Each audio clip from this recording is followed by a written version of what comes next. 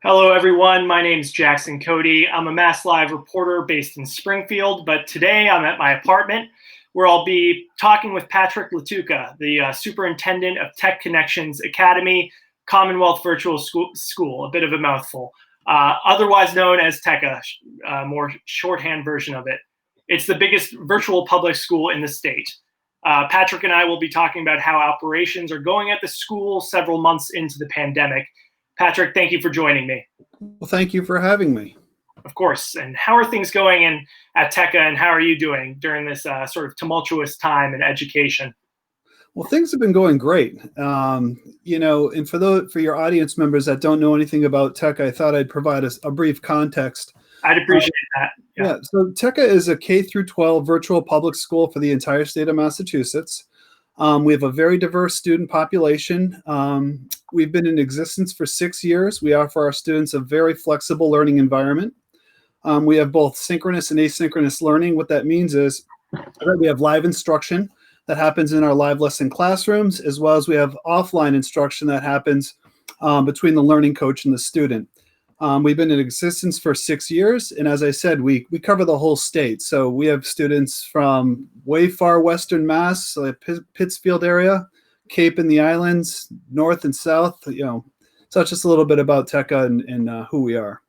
Great. And like you said, your student body is pretty geographically diverse, but along with being geographically diverse, the students, the enrollees at TECCA are very diverse in their passions and their interests. I remember you mentioning to me that you have students who are on Broadway, you have full-time athletes. Could you just dive right into sort of what the student body looks like at TECCA in terms of what your student population is that you serve?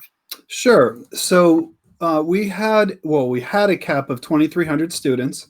The state had asked us if we would increase our cap in August, which we did.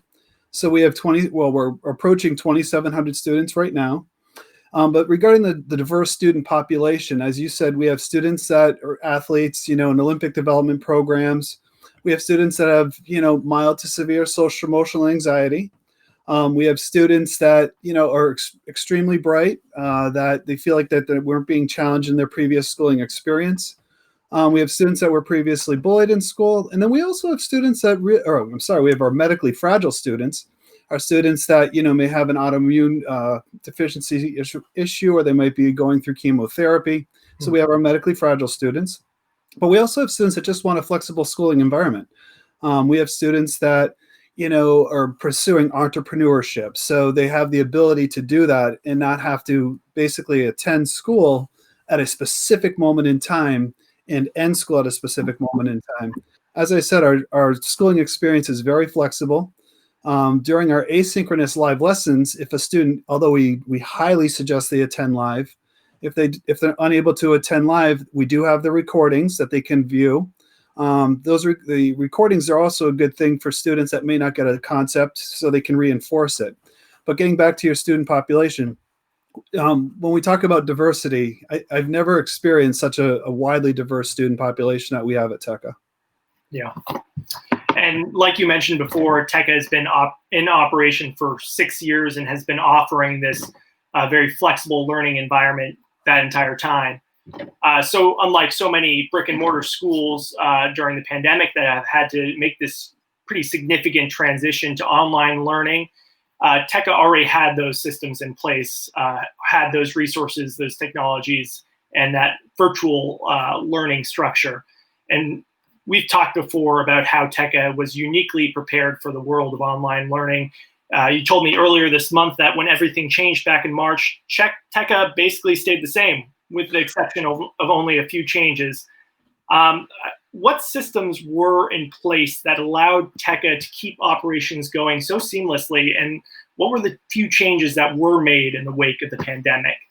Well, I think the system is just how we quote do school. And so how we do school did not require much modification or change back in March, when a lot of the schools, all the schools ended up basically shutting down or going remote, offering synchronous and asynchronous experiences. We really didn't have to pivot that way, because we already were remote, but I call it virtual. We already did school in a virtual way. The one thing that we did change, though, was we did offer more opportunities for students to be able to engage with one another through different types of social activities and events, not in person, but we did add different types of events where students could congregate in our live lesson classrooms and participate and engage with one another, to help along those lines. We also really beefed up and made sure with our student success coaches and our school counselors, as well as all staff, that we're hyper aware of any anxieties that students and their families may be facing, and we provided additional resources and services to make sure that everyone was doing well through that difficult time of transition. And now TECCA opened up multiple weeks earlier than many other schools. Numerous other schools opened on September 15th, September 16th, and even the only other fully online school in the state opened up, I think, roughly 10 days later than you guys. What was it like preparing to kick off the 2020 to 2021 academic year? And how has the public health crisis changed this year at TECCA for students, teachers, and staff? Because obviously this pandemic has just changed the way everyone has looked at education. Right. Well, we never really closed. So let's start there. When our school year ended, we have something called pathways where we allow our high school students to, if they chose that pathway, to continue their education through the summer. We also had extended school year for our special ed population, as well as we offered supplemental instructional programs for summer school students that wanted to just continue their learning. So we had about 600 students that participated over the summer and continued their education. So opening was really just a continuation of ending one moment of time and beginning another. But we typically would kick off our school year, which was kind of unfortunate this year we couldn't, with a live in-person event where we like to have all the entire school community congregate at a location where students can physically be in the same presence of other students and meet, and same thing with teachers and staff. And this year we had a really great program prepared where we were going to have presentations for the elementary, middle, and high school. We'd have activities be going on simultaneously, but we had to change that. So that was one of the big changes we had to do for a kickoff. Well, we still did a welcome back event, but we did it remotely. So all of our presentations were remote, virtual, I should say. But the irony in this is we had the greatest participation at a welcome back event as we ever had when we did it virtually. I believe we had about 1,600 people attend. We're on a typical year, we'd have maybe 700 or 800. So I think we doubled our capacity because of this change. So that would be a lot of people on a Zoom call. Not saying we're not going to do in-person events because we love them, but I might actually next year add in a virtual component just for people that might want to attend our welcome back events virtually. That's great. And when we talked in April, Patrick, you mentioned how TECCA has been around since 2015. When you guys first started, you only had 220 students. Now you have more than 2,300, closer to 2,700. And you've said recently the school has seen even more growth during the pandemic, when so much of the world of education has had to shift online. Can you talk to me a little bit about the growth that TECCA has seen? Because you've talked about how the school was growing even before the pandemic, well before the pandemic was about to hit. Sure. I think what's attracting people to TECCA, and I'm not saying TECCA is the answer to all people's educational needs, but I also don't think a brick and mortar traditional school is the same. Meaning it meets everyone's need. We offer a flexible program that, again, using the word need, meets a need that is not being met by the student for some reason. And so, as you were saying, you're right. Our growth has been going up around 400 students, again, around every year prior to this last spring, where we did hit our cap of 2,300 in January. And we were at our cap in February and March. So we really, in terms of student growth, it really has always grown. But I think what's really exacerbated this has been the pandemic, where we have really exploded in terms of interest at TECCA. Although we aren't fully at cap because of our high school numbers, we do have a wait list right now of, I believe, 1,800 Our elementary school is at cap, our middle school is at cap, but the enrollment processes have changed a little bit, so which is kind of slowing it down a tad in terms of how we can get these students in. But yeah, we've continued to grow, and I think we're up in terms of interest of about 150% over last year at this time. Mhm.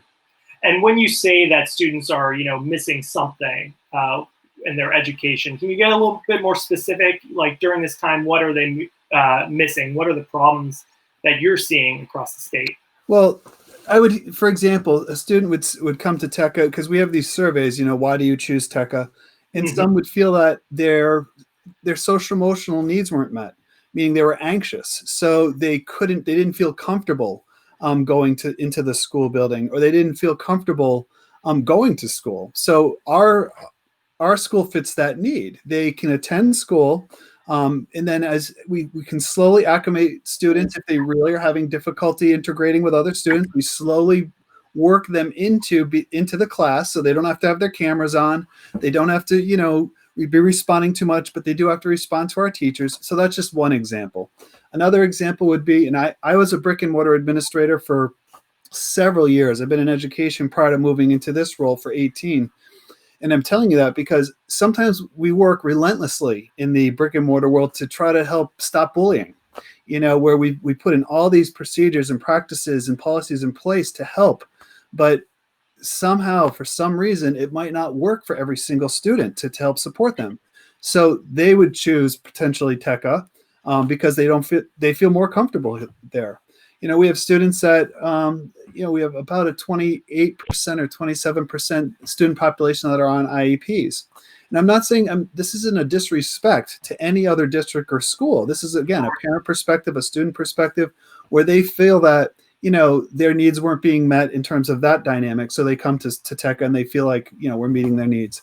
And like I said earlier, we have students that are pursuing Olympic development programs. I think we have an ice skater that's going to supposedly, well, hopefully, we'll see how things happen, but supposedly going to be participating in the Olympics. We have hockey development program students that are going to go semi-pro, meaning the need is they can't or they don't want to go to school in a brick and mortar type dynamic where they have to go in. Or a truly synchronous, right.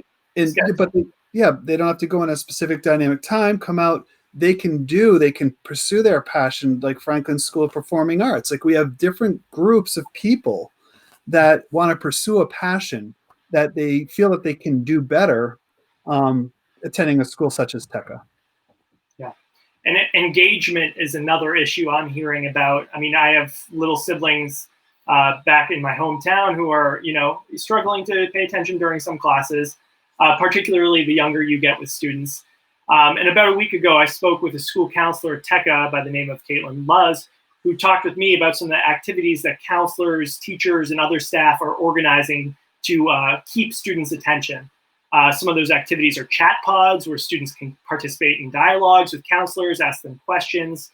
Others are lunch bunches, where students can socialize with their peers. And, that's pretty unique during this time when so many children, so many students aren't able to socialize, aren't able to meet up with their classmates outside of school or whatnot.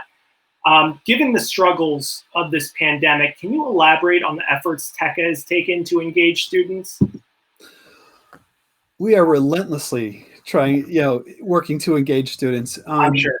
In getting back to what you just said about Mrs. Lutz, we have a fantastic guidance department led by Mrs. Dalton. I mean, the guidance department in our school has been fantastic, and they've been really focused, as getting back to what you're saying, on making sure that students feel comfortable being part of TECCA in these difficult times. I mean, if a student has anxiety, by all means, this is going to magnify it by quite a bit. So in terms of how we engage students, we have trainings at the beginning of the year with all of our staff. The school counselors do some of these trainings regarding engagement strategies. How can we engage students more if we find we have metrics in our own schooling system that watches for students to become disengaged? We have implemented a couple years ago our student success coach program, whether homeroom teachers, that they reach out to our students on a regular basis. Typically it's biweekly, to have a conversation with the student, to make sure that they're on track, to build a rapport and a relationship with the student. Our teachers are constantly reaching out to our kids. So, I guess to answer your question is, we also, integrate, like I said, different types of things. You mentioned one of them, Lunch Bunch. We also have things called a program called Worry Warriors. We did something called TECCA Tales, which is kids would come together and show their pets. So we do things outside of the context of the specific academic experience, additional things to try to engage, re-engage, or keep students just as part of the TECCA family. Because I think we all would agree, if you're not an engaged person, you're not going to be participating as well as you could as if you were. So. Yeah, that makes sense. And you've mentioned to me in the past that TECCA, when it was pre-pandemic, would do, a couple events a semester or during the year that would bring together some of the students across the state. That was maybe just not directly involved with the classroom studies or whatnot, but just to socialize students. And obviously you can't do that now during the pandemic. So it sounds like those. Yeah, absolutely. Unfortunately, at this point, I've indefinitely suspended all in-person events. Yes. But we would have field trips where, and I kind of like to call them learning experiences, but field trips all across the Commonwealth. And if you lived in Pittsfield and you wanted to go to the one in Hyannis, by all means, you're welcome to. But we had them all across the state. Like I said, we had welcome back events. We plan these different types of events throughout the year, in addition to these learning experiences. In field trips, but unfortunately, right now, until we have a new norm, until things change and we can actually congregate in a safe way, we're not going to be able to have those in-person events at this point. Yes. Do you have any plans? Are teachers planning any alternatives to that? Alternative field trips that are maybe online? I'm hearing about theaters that are holding, online productions, things like that. I can't talk too much about that yet. Sure. But I will say this, yes, and because if there's any TECCA students watching right now, I don't want everyone. You don't want to spoil it. I get it. But I want hopes to get up. But our school leaders, as well as some of our success coaches, we are working on bringing different types of programs and opportunities to TECCA that we've never done before. Because status quo, in my opinion, isn't always good. It isn't good all the time, because we want to always build and create new opportunities and pilot new things. And so let me say it like this. So yes, we are, but I don't want to get too deep into that right now. I appreciate your very judicious answer. Sure. Now I want to shift gears a bit and talk about mental health, because obviously the pandemic has presented both a public health crisis and a mental health crisis. And we're seeing people of all ages, demographics suffering mentally, and being forced to seek help, seek out services. What efforts has TECCA taken to reach out and help students who are feeling particularly anxious, depressed during this time? Are there common worries and anxieties among the student body you could elaborate on, fill me in on? Well, if you recall, we do already have, we start with a population of students that have anxiety, and we start with a population of students that have different degrees of social emotional concern. At the very beginning of the year, as I was saying earlier, we do train our staff to be very aware of key comments, key words, or a big change in behavior, such as they used to always attend live lesson, all of a sudden now they're not. We're very aware of the different types of I guess you could say, warning signals there would be that somebody might be needing some additional assistance. And we have an internal process, a communication system that actually would kick immediately into effect to be able to address whatever concern it is. Again, without getting into details or confidentiality, like we had a situation the other day where a student seemed like they were in some need. And so we addressed it internally the way we did it, and we were able to really support the student. So I guess the way to kind of encompass this answer is staff are trained to identify if there is a need and how we should be responding, and we do so very quickly and internally if we determine that there is some type of a crisis or a need related to anxiety or safety. Mm-hmm. I wanted to also ask about, I guess, equity during this time, because not every family has the same resources. Not every family has a computer at home, Wi-Fi that's stable. Could you dive into how TECCA may be trying to resolve these equity issues? Because we're seeing other school districts like Boston still reaching out to families, trying to provide Chromebooks, trying to stabilize Wi-Fi. I know in Boston they are, allowing Wi-Fi to be, extended to the outside of their libraries so people can, be on their computers outside. What's going on at TECCA? So a student that comes to TECCA or a family that joins our community, there is no barrier to education. What I mean by that is that if a student or a family needs a computer, we provide it free of charge. I mean, it's as simple as that. So for example, let's say a family's enrolling 3 students, they have no computers, we send them 3 computers along with all the school-related resources. If a student has, they're having difficulty accessing the internet, we provide internet subsidies. So we provide the infrastructure for any student and family in order to be able to attend our school. So we don't experience any of those types of issues. That's good to hear. One of the reasons I'm asking that is we just got a comment in our Facebook feed from a viewer, a listener, asking about, what about parents or grandparents with kids who don't really know how to handle these technology issues or handle implementing this virtual learning at their own homes. Just about that. We have great support systems for families. We have something called a Learning Coach Central that is a wealth of resources. And we also have, like, if anyone went on our website, you just Google TECCA and you can find it. We have a parent resource area that is really geared towards helping people understand the platform. Again, our school is not a physical building. It's on a server, and it's a platform. It connects us by Pearson. But we offer tons of support in terms of helping people get acclimated to this school. I mean, even myself, like I said, I was in the brick and mortar world for 18 years, and it took a little bit of learning of a new tool set to be able to understand and learn how to do school in this environment. So my point is, if people have any anxiety or concern about learning how to attend at TECCA, we are more than happy to help support that. And we also have a helpline that is accessible. So if a parent or parent or student or a grandparent is having problems, they can call in, and the support line will actually walk them through the solution and work with them until they receive a solution. And if it is a computer that we've given the family for access, our technical support will actually come in through remote come into the computer and actually show and work with the person. And if it's a hardware issue, we'll ship them a new computer. And if it's a software issue, we fix it for them. That's great to hear. And it sounds like you have systems in place for assistance with parents. Oh, absolutely. And guardians. And you guys are not just, you, Patrick, and others at TECCA, you're not just helping out parents and guardians and students, you're also helping out other school districts as well as the state, because operationally every school across the state, as well as towns and cities themselves, had to change in some way to adapt to this new normal, the new normal of educating during a pandemic. You and others you've mentioned were collaborating with school districts in the spring when they had to shift to online learning, and you've continued doing that, providing assistance and advice to traditionally brick and mortar schools when needed. What problems or common issues are you seeing? What advice are you giving schools? Can you get into that?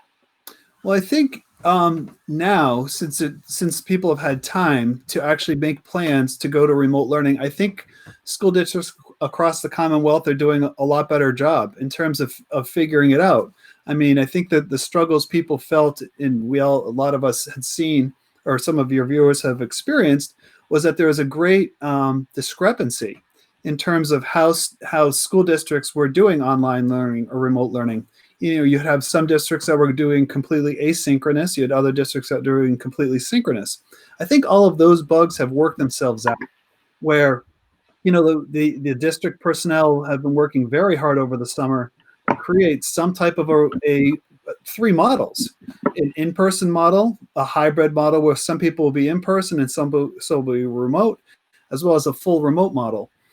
So I think districts, for the most part, are prepared now for this type of a transition.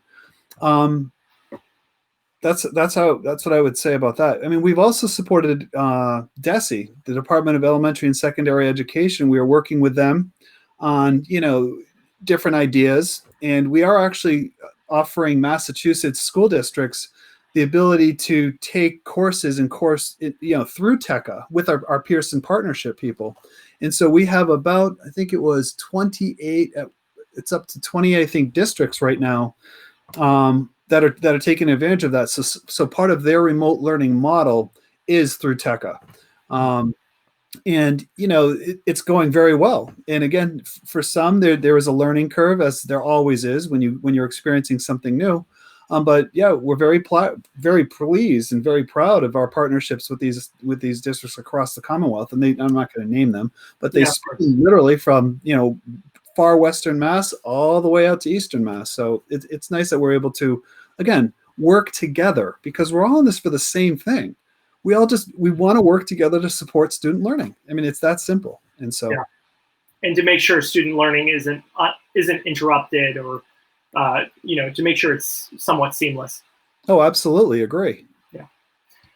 And I'd be remiss to not mention this, but you guys have also helped out laid off and furloughed teachers, hiring them during this time while you guys are seeing growth. Could you talk about that? Sure. So when we were working with the state, and we were thinking about partnering with Pearson and offering the options to other districts, we knew we were going to have to ramp up in terms of hiring. Yeah. So we started this with we called them anticipated positions, as well as TECCA. With our increase of 400 students, we also had to do some hiring. So what we did is we wanted to really give preference to teachers that have been furloughed or non-renewed to the COVID-19. And we actually had that on the application. Not saying that anyone that was going to automatically be hired, but we wanted to give preference to people that had, their change of employment due to something that was unrelated to them.